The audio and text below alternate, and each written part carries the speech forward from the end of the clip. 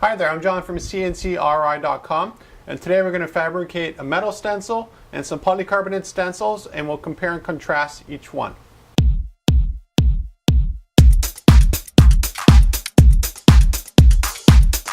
I've made a lot of videos and blog posts on CNCRI.com regarding custom stencil making. We do a lot of that using polycarbonate. Here's an idea of what it looks like. This is with the masking, by the way.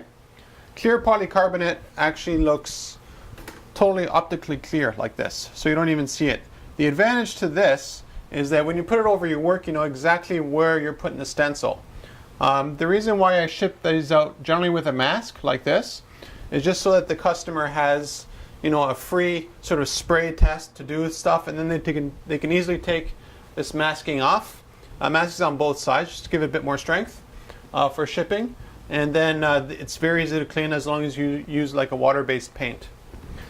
Now for the metal, to contrast that, you definitely cannot see through this. So why would you want one made out of metal over polycarbonate? Well, the reason is pretty straightforward. If you want to brand, let's say, wood, which I'll show later on in this video, you definitely have to use metal. Because if you use polycarbonate with a torch, what you're basically doing is burning the plastic into the metal, and you will not produce a nice stencil with that. This here, you produce a very nice stencil, but it is a little bit heavier, definitely. And when it comes to positioning, you sort of have to guesstimate where things are. Now, to go around that issue, sometimes what we do is make two stencils that are identical. So in this case here, we have a metal one, and I could cut one out just like this, out of polycarbonate. So then what you do is you have the polycarbonate where you put over it, and then you have the reverse stencil that you put over that. And that helps you get perfect positioning every time. And all you do is before you put the flame, you just take off the polycarbonate inlay that this would go into to do your work.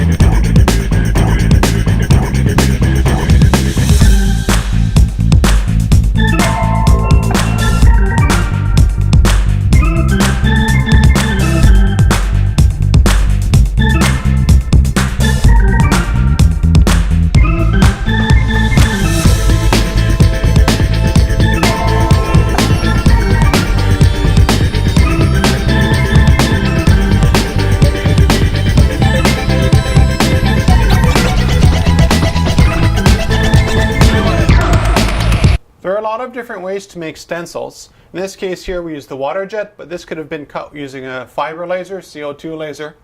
We can also use plasma cutters for metal too, to cut out stencils.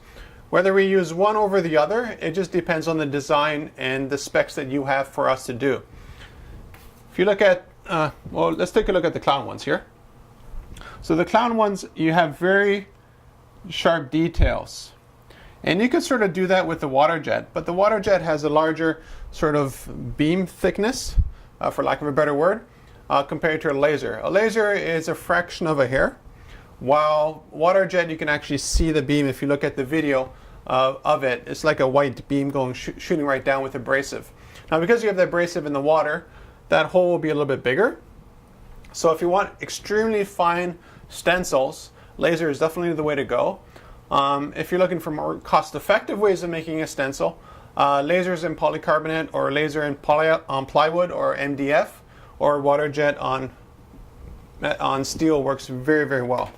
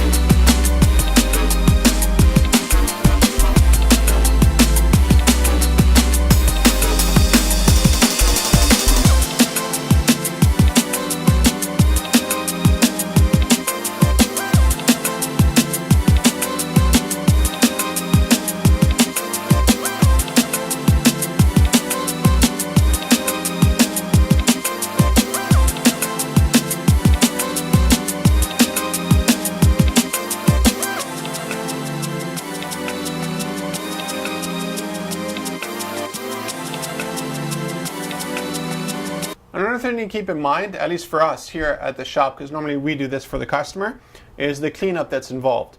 With polycarbonate, as you can see here, we put a mask on both sides. That's because we have like a yellowing that happens because of the polycarbonate that's being cut by our laser. Now, as soon as we remove the mask, it ends up looking like this and totally clear. Now for stencils, it doesn't really matter because basically what you're doing is painting over the stencil. But I just like to produce something that's really nice and fresh looking for the customer. When it comes to metal stencils, it's a different ball game. For this here, what the Waterjet does, it cuts through the metal using sand and high pressure water. What that does is it tends to create a little bit of a lip on the bottom part. And because this is iron and we're using water basically to cut it with abrasive, this will rust as well. So to clean all that stuff up, we got to put it in the sandblaster. What the sandblaster does is that it cleans the surface perfectly, and it also removes the lip that would be on the underside. You definitely don't want a lip on your metal work, because when it comes to stenciling, let's say like what you'll see with the torch, when you put it down, you want this to be as flat as possible. If there's a bit of a lip here and there, basically the flame sometimes finds a way to go under it a little bit. Now when you're doing low resolution stenciling, like what you're doing with a flame and this here, it probably doesn't matter. I just like to have this stuff again clean in the shop before sending it out to a customer.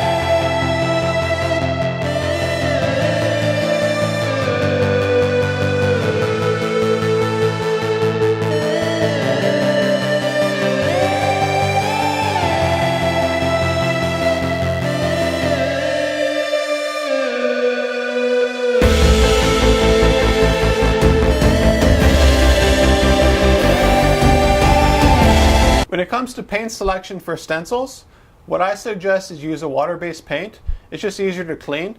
This is polycarbonate, so it's very easy to clean anyways.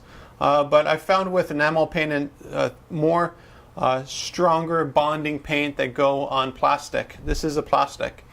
It's just a little bit harder to clean off. So if you're doing a lot of stenciling over an extended period of time, definitely go with water-based. Now, when it comes to metal, unless you have a sandblaster as well, I'll suggest exactly the same thing unless you're using a flame. And the reason for that again is cleanup. This is a rough surface. You can sort of hear it. And when you use paint like an enamel or something like that, they're thicker paints, and over time they start to fill out the holes all around here. And when you're going stencil to stencil, like putting it here and then moving it there, if you use water-based, you just dump it in a bucket, take it out, and you can do a fresh stencil again. While if you use enamel paint, some of it just sticks on the underside everywhere, so it's a little bit more messy.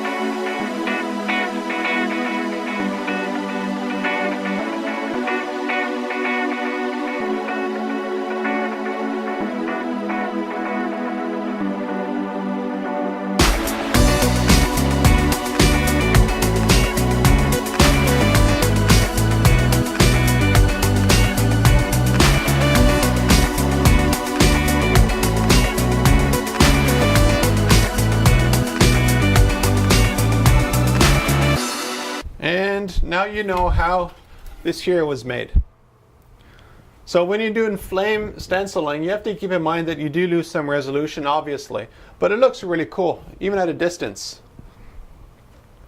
Something you want to keep in mind when you're doing this type of work, you don't want to leave the flame at one section of it until you have a totally black of what you want. What you want to do is move it around, and the reason for that is because the metal stencil is relatively thin metal, and if you just leave the heat there, you start warping the metal. So again, just go like this, you know, it's not a big deal. Go over it over again a couple times and you'll produce a really nice sharp stencil. There is no perfect material for stencils, and there is no perfect machine for making stencils using a material. Each one has a plus and a minus. So when you contact CNCKing.com to make your custom stencil, it really helps if you give me an idea of what the application is for. And that would sort of decide what material we should use and what kind of resolution we can expect. So if you're looking for a custom stencil out of any material, contact me at CNCKing.com.